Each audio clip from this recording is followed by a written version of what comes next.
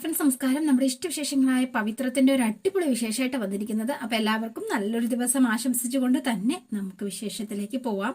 അപ്പൊ തുടങ്ങുമ്പോൾ തന്നെ കാണുന്നത് നമ്മുടെ ശങ്കർ നാരായണനെയും ഫാമിലിനെയാണ്. അപ്പൊ എല്ലാവരും ഇങ്ങനെ നിൽക്കുന്ന സമയത്ത് ശങ്കർ നാരായണനെ പറ്റി പുച്ഛിച്ച് വർത്തമാനം പറയാൻ ഒരു കാരണം കൂടി കിട്ടി, അത്ര തന്നെ എന്ന് പറയാണ്. അല്ലാതെ ഇപ്പൊ എന്താ സംഭവിച്ചത്?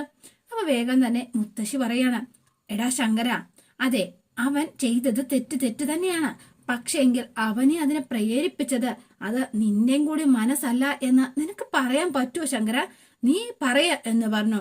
ദൈവം ഒരുമിപ്പിച്ചതിനെ അംഗീകരിക്കാൻ നിങ്ങളുടെ മനസ്സുകൾക്കുള്ള മടി, അതുകൊണ്ടാണ് ഇപ്പൊ ഇങ്ങനെയൊക്കെ സംഭവിച്ചുകൊണ്ടിരിക്കുന്നത്. അതിനിയെങ്കിലും നിങ്ങളൊന്ന് മനസ്സിലാക്ക എന്ന് പറഞ്ഞിട്ട് മുത്തശ്ശി അകത്തേക്ക് അങ്ങ് കയറി പോവാണ്. അപ്പൊ വർഷയും പത്മവും ശ്രീയും ഒക്കെ നിൽക്കുകയാണ്. അച്ഛൻ പറ, അച്ഛൻ മുമ്പ് ഇങ്ങനെയായിരുന്നോ? ഒരിക്കലും അല്ലല്ലോ. അച്ഛൻ അവള് പോയതിനു ശേഷം അച്ഛൻ ഒരുപാട് മാറിയിരിക്കുന്നു. അച്ഛൻ എത്രമാത്രം മാറിപ്പോയിന്ന് എനിക്ക് നന്നായി അറിയാം. ഈ പുറത്ത് കാണിക്കുന്ന ദേഷ്യവും വാശിയും ഉള്ളൂ. രാത്രി എല്ലാരും ഉറങ്ങിക്കഴിയുമ്പോ അച്ഛൻ ഉണർന്നിരുന്ന് പുറത്തു വന്നിരിക്കുന്നത് ഞാൻ അറിയില്ല എന്ന് അച്ഛൻ കരുതിയോ? എന്തിനു വേണ്ടിയാ? ഈ വീട് പഴയതുപോലെ ആകണം എന്ന് മാത്രമേ എനിക്കുണ്ടായിരുന്നുള്ളൂ. അതിന് പണം കൊടുത്തിട്ടാണെങ്കിൽ അങ്ങനെ, അത്ര മാത്രമേ ഞാൻ വിചാരിച്ചുള്ളൂ. അത് തെറ്റാണെങ്കിൽ അച്ഛൻ എന്നോട് ക്ഷമിക്കണം എന്ന് ശ്രീകാന്ത് മാപ്പ് പറയാണ്. അപ്പൊ വേഗം തന്നെ ആ ശ്രീകാന്തിനെ പിടിച്ച് ഒന്ന് ആശ്വാസമാക്കുമെന്ന് പോലെ തോളിലൊക്കെ ഒന്ന് കൈവച്ചിട്ട് ഇങ്ങനെ നിൽക്കാണ് കേട്ടോ. അപ്പൊ കുറെ നേരം നിന്ന് കഴിഞ്ഞിട്ട് ശേഷം, മോനെ, ഇനി ഇങ്ങനത്തെ മണ്ടത്തരങ്ങള്, ഇത്തരം കോംപ്രമൈസുകളൊന്നും വേണ്ട എന്ന് പറഞ്ഞു. എന്നിട്ട് ശങ്കർ നാരായണൻ നേരെ അകത്തേക്ക് കയറി പോവാണ്. ആളാകെ വല്ലാണ്ട് അപ്സെറ്റ് ആയിട്ടാണ് കേട്ടോ. പിന്നെ കാണുന്നത് നമ്മുടെ നന്ദിനിനെയാണ്. അപ്പൊ നന്ദിനി ചൂലും ഒക്കെ ആയിട്ട് തൂക്കാനെന്ന മട്ടിൽ ഇറങ്ങിയിരിക്കുകയാണ്. അവിടെ വേദന നിപ്പുണ്ട്. ആകാശം ഇടുങ്ങി പോലും കുലുങ്ങിയാൽ പോലും ഇടിഞ്ഞു വീഴാത്ത കുറച്ച് ആൾക്കാരുണ്ട്. അവരെന്താണേലും ജീവിതത്തിൽ കാണാനുള്ള ഭാഗ്യം ഈശ്വരാ നീ ഉണ്ടാക്കി തന്നു, ഭാഗ്യം. വേദ കേൾക്കാൻ വേണ്ടി തന്നെ പറഞ്ഞുകൊണ്ടിരിക്കുകയാണ് നന്ദിനി ഓരോന്ന്. എന്തൊരു ലോകമാണിത്! ഇത്രയും നാണവും മാനവും ഇല്ലാത്തവരെ വേറെ എപ്പോഴത്തെയും കാണാൻ സാധിക്കുമെന്ന് എനിക്ക് തോന്നുന്നില്ല. കഷ്ടം തന്നെ എന്നൊക്കെ പറഞ്ഞ് തൂക്കും, എഴുന്നേറ്റ് നിൽക്കും. പിന്നെ വേറെ ആരെങ്കിലും ആയിരുന്നെങ്കിൽ ഇങ്ങനെയൊക്കെ പിടിച്ചു നിൽക്കാൻ പറ്റുമായിരുന്നോ? എത്ര കോടീശ്വരന്മാരാ വീട്ടുകാരെന്നൊക്കെ പറഞ്ഞിട്ട് എന്താ കാര്യം?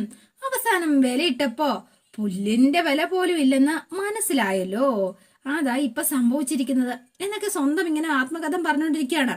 അല്ല, തന്തയും തള്ളയും ഒക്കെ ഇത്രയേ വില കൽപ്പിച്ചിട്ടുള്ളെങ്കിൽ പിന്നെ പറഞ്ഞിട്ടൊന്നും ഒരു കാര്യമില്ലല്ലോ എന്നിങ്ങനെ പറഞ്ഞു കേട്ടോ. അപ്പൊ വേദ ഒന്നും വേണ്ടിയില്ല, കൊല്ലി പൂണ്ടിങ്ങനെ നിൽക്കാണ്. അല്ലെങ്കിലും ഇങ്ങനെയുള്ളവരെ ഒന്ന് പറഞ്ഞിട്ട് ഒരു കാര്യമില്ല. ഇവരൊക്കെ ഇങ്ങനെ ആക്കി തീർത്ത അച്ഛനെയും അമ്മയും വേണം ആദ്യം അടിക്കാൻ. അത്ര നേരം വേദ ഒന്നും മിണ്ടാതെ നിന്ന വേദ വേഗം ഇങ്ങോട്ട് തിരിഞ്ഞോട്ടോ. ആരെയാണ് ഏട്ടത്തിക്ക് തല്ലേണ്ടത്? ഏട്ടത്തിയോടാ ചോദിച്ചത് എന്ന് പറഞ്ഞു നന്ദിനിയോട്. ഏട്ടത്തി പറഞ്ഞ അതേ വാചകം ഞാൻ നിങ്ങളുടെ അച്ഛനെയും അമ്മയും പറ്റി തിരിച്ചു പറയട്ടെ എന്ന് ചോദിച്ചു.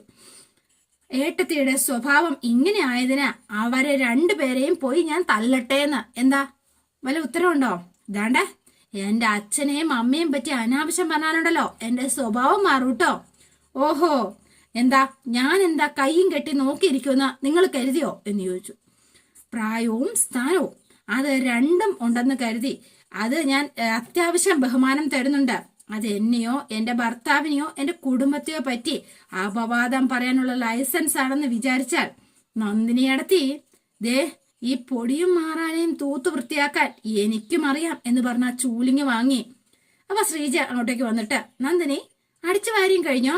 അല്ല, തുടങ്ങിക്കഴിഞ്ഞു ഏട്ടത്തി. അടിക്കലും വൃത്തിയാക്കലും ഒക്കെ ഇന്ന് ഞാനാകാം ഞാൻ പറഞ്ഞതല്ലേ ഏട്ടത്തി. ഈ വീടിന്റെ കുറച്ച് മുക്കും മൂലയൊക്കെ ഒന്ന് അടിച്ച് വൃത്തിയാക്കാനുണ്ട്. അത് ഞാൻ ഉറപ്പായിട്ട് ചെയ്യുകയും ചെയ്യും. ഒപ്പം ചിലരുടെ മനസ്സും ഒന്ന് വൃത്തിയാക്കിയെടുക്കാനുണ്ട് എന്ന് വേദ ഇങ്ങനെ പറഞ്ഞു. എന്നാ വേഗം അടിച്ചു വരട്ടെ, വേദ അടിച്ചു വാരിക്കോളും, നീ ഇങ്ങ് വാ എന്ന് പറഞ്ഞ നന്ദിനിയെ കൂട്ടിക്കൊണ്ട് അകത്തേക്ക് പോവാണ് കേട്ടോ. എന്നിട്ട് നന്ദിനി ഒന്ന് തിരിഞ്ഞു നിന്നു. എന്നിട്ട് എന്റെ അവസരം എനിക്ക് വരുടി, അന്ന് ഞാൻ നിന്നെ ശരിയാക്കി തരാം എന്ന് പറഞ്ഞ നന്ദിനി മനസ്സിലിങ്ങനെ വിചാരിച്ചിട്ട് അങ്ങോട്ടേക്ക് അങ്ങ് പോയി. അപ്പൊ വേദ നിങ്ങൾക്കിട്ട് പണി ഞാൻ വച്ചിട്ടുണ്ട് എന്നുള്ള മട്ടിലാണ് വേദയുടെ നിപ്പ്. അപ്പൊ പിന്നെ നമ്മൾ കാണുന്നത് വേഗം തന്നെ നമ്മുടെ കമലിനെയാണ് കാണുന്നത്. അപ്പൊ കമലമ്മ കഞ്ഞി ഊറ്റിക്കൊണ്ടിങ്ങനെ ഇരിക്കുകയാണ്. അപ്പൊ വേഗം തന്നെ വേദ പറഞ്ഞ കാര്യമാണ് ഓർത്തത്. അതെ, അന്ന് നിങ്ങൾ ബലമായി എന്റെ കഴുത്തിൽ താലി കിട്ടി. അതിപ്പം പണം തന്ന് നിങ്ങളെ സ്വാധീനിക്കാൻ അവര് നോക്കി. നിങ്ങൾ രണ്ടു കൂട്ടരും ചെയ്തത് ഒരേ തെറ്റ് തന്നെയാ. പക്ഷെ ഇതിനിടയിൽ നിങ്ങൾ മനസ്സിലാക്കാതെ പോകുന്നത് എന്റെ ആത്മാഭിമാനവും എന്റെ ആ ഒരു എന്താ പറയാ, ശരിക്കും പറഞ്ഞാൽ എന്റെ ആത്മാഭിമാനത്തെ ചോദ്യം ചെയ്യുകയും എന്റെ സ്നേഹത്തെ ചോദ്യം ചെയ്യുകയും ഒക്കെയാ ചെയ്യുന്നത്. എന്നെയാ ആരും മനസ്സിലാക്കാതെ പോകുന്നത് എന്ന് പറഞ്ഞ് വേദ പറഞ്ഞ ആ കാര്യങ്ങളാണ് പെട്ടെന്ന് അമ്മയുടെ മനസ്സിലേക്ക് വരുന്നത്. നിങ്ങൾ എന്താ പോവാൻ പറയുമ്പോ പോവാനും വരാൻ പറയുമ്പോ വരാനും ഞാൻ എന്താ പാവയാണോ എന്ന് ചോദിക്കുകയാണ്.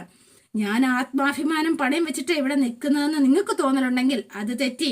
ഇനി അത് ചോദ്യം ചെയ്യാൻ വന്നാൽ ചിലപ്പോ ഞാൻ വിട്ടു തന്നൊന്നും വരില്ല എന്ന് വേദ പറഞ്ഞ കാര്യം വേഗം കമലാമ്മയ്ക്ക് ഓർമ്മ വന്നു കേട്ടോ. അപ്പോഴത്തേനും കയ്യിലിരുന്ന കഞ്ഞിക്കലം എല്ലാം കൂടെ അങ്ങ് തെന്നി ഇതേണ്ട കയ്യിലൂടെ രണ്ട് ചോറും കഞ്ഞിവെള്ളവും ഒക്കെ കൂടി അങ്ങ് വീഴുകയാണ്. വേദ വന്നു. എന്തു പറ്റി എന്ന് ചോദിച്ചു കേട്ടോ. അല്ല അമ്മ എന്തു പറ്റി? കഞ്ഞിവെള്ളം എന്ന് പറഞ്ഞു. ഈ സമയത്താണ് നമ്മുടെ മാഷ് അങ്ങോട്ടേക്ക് വരുന്നത്. എന്തു പറ്റി കമലേ? അതെ, അമ്മ കഞ്ഞി വാർക്കായിരുന്നോ, പെട്ടെന്ന് കൈ തട്ടി മറിഞ്ഞോ, എന്നിട്ട് ഒരുപാട് പൊള്ളിയോ? ഉപ്പോ പേസ്റ്റോ എടുത്തു വെച്ച് പുരട്ടെ.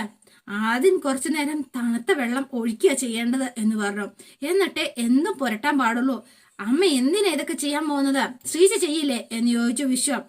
എന്നും ശ്രീജ തന്നെയല്ലേ വിശ്വം ഇത് ചെയ്യുന്നത്? അപ്പൊ ഞാൻ ഇന്ന് അവളെ ഒന്ന് സഹായിക്കാന്ന് കരുതി. ശ്രീജയടത്തേക്ക് തിരക്കാണെങ്കിൽ എന്നോട് പറയില്ലേ, ഞാൻ ചെയ്യുമായിരുന്നല്ലോ എന്ന് പറയാണ്. എന്നിട്ട് അവിടുന്ന് ഇതൊക്കെ എടുത്തിങ്ങനെ നന്നായിട്ട് പൊള്ളിയല്ലോ, ഓൽമെന്റ് വല്ലതും ഉണ്ടോ? ഉണ്ടെങ്കിൽ ഇവിടെ തന്നെ കാണും, ഞാനൊന്ന് നോക്കട്ടെ എന്ന് പറഞ്ഞ ശ്രീജ നേരെ അകത്തേക്ക് കയറി പോവാണ്. അപ്പൊ അകത്തേക്ക് കയറി ചെന്നു വേഗം തപ്പി നോക്കാണ് കേട്ടോ. ഇവിടെ ഓയിൽമെന്റ് ഒന്നും കാണുന്നില്ലല്ലോ എന്ന് പറഞ്ഞു. സാരമില്ല, വെണ്ണ ഇരിപ്പുണ്ടോ എന്ന് ചോദിച്ചു. ആ ഉണ്ട്, എന്നാ ഇങ്ങ് കൊണ്ടുപോവാ എന്ന് പറഞ്ഞ് ആ വെണ്ണ തൂത്ത് കൊടുക്കുകയാണ് കേട്ടോ അമ്മയുടെ കയ്യിൽ കൂടെ. അപ്പൊ കയ്യിലേക്ക് തോത്തു കൊടുത്തപ്പോഴത്തേനുമാണ് നന്ദിനി ഓടി വരുന്നത്. എന്ത് പറ്റി എന്ന് ചോദിച്ചോണ്ട്. ആരും ഒന്നും മിണ്ടിയില്ല.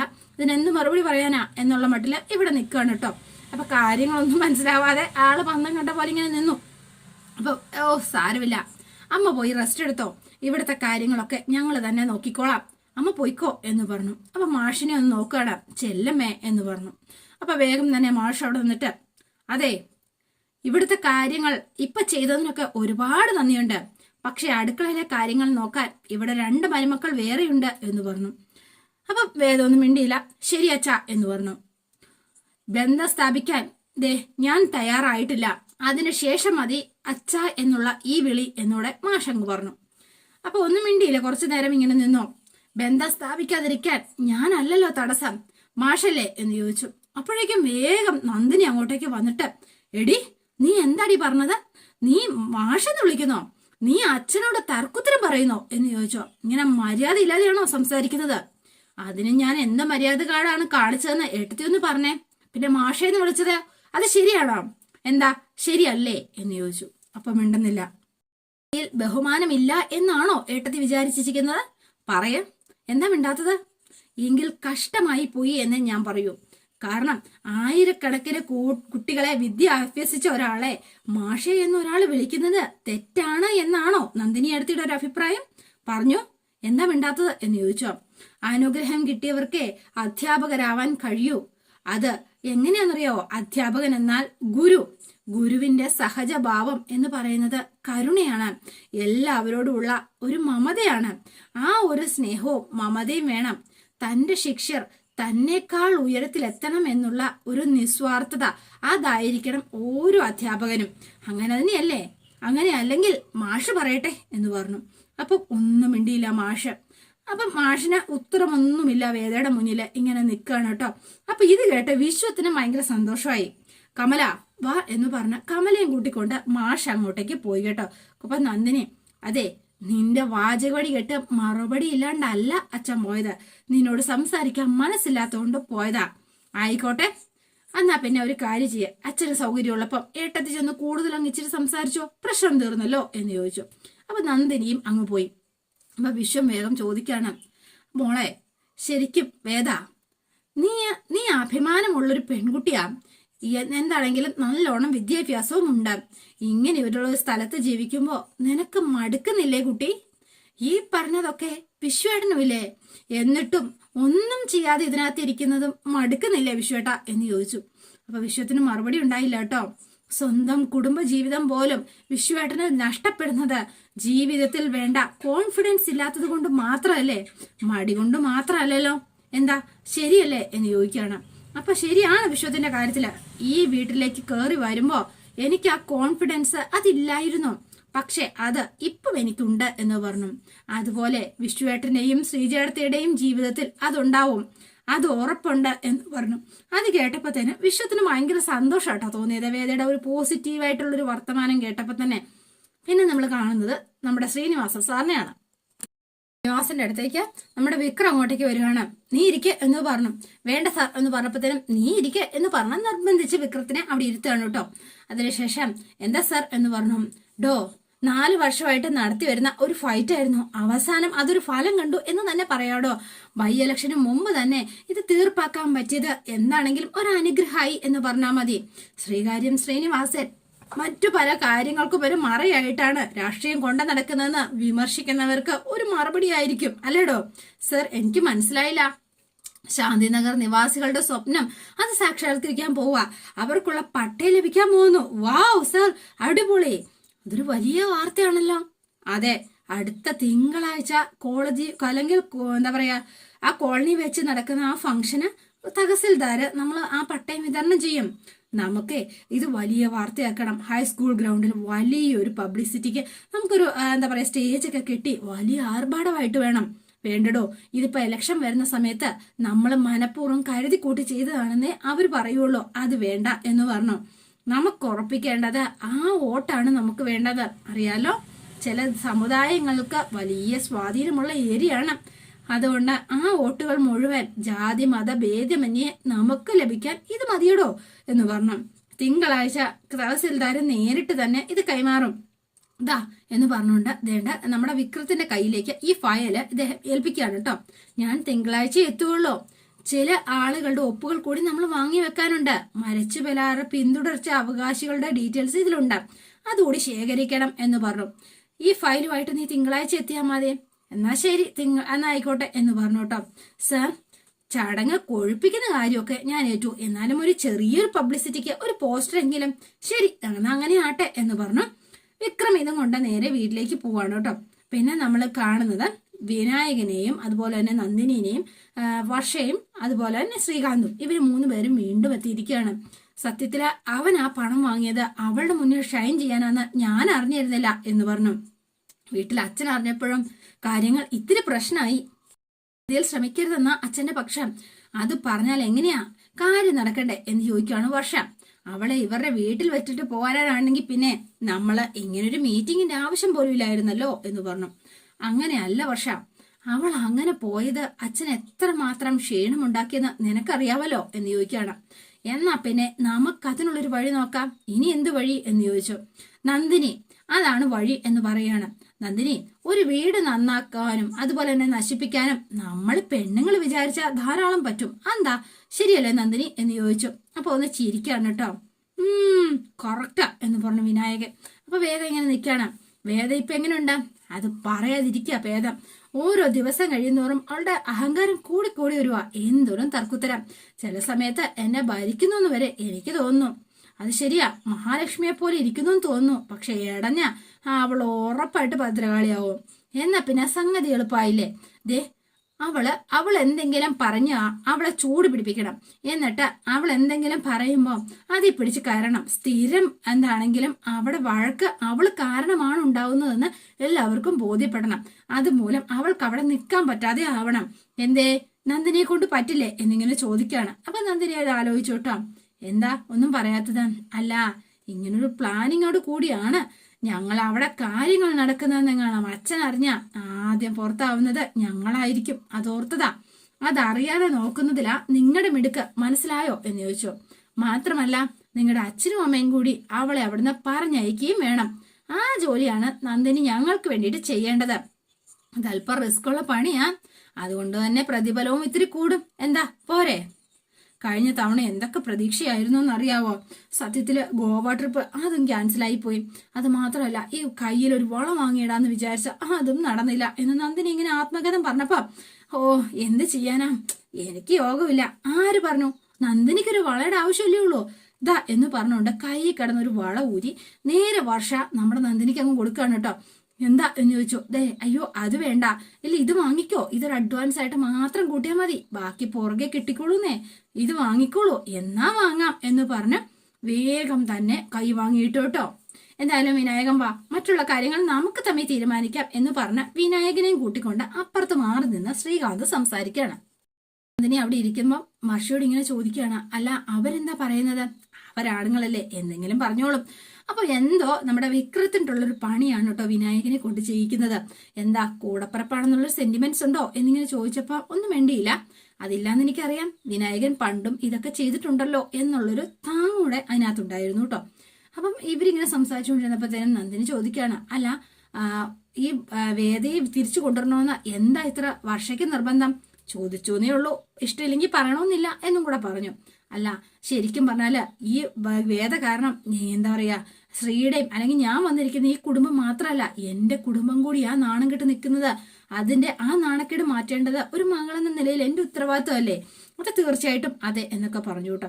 ഈ സമയത്ത് നമ്മുടെ പിന്നെ കാണുന്നത് വിക്രത്തിനെയാണ്. അപ്പൊ വിക്രം ദേണ്ട റൂമിലേക്ക് വരികയാണ്. റൂമിലേക്ക് വരുമ്പോ വേദ അവിടെ നിന്ന് അടിച്ചു വാരി തൂത്തോണ്ടിരിക്കുകയാണ്.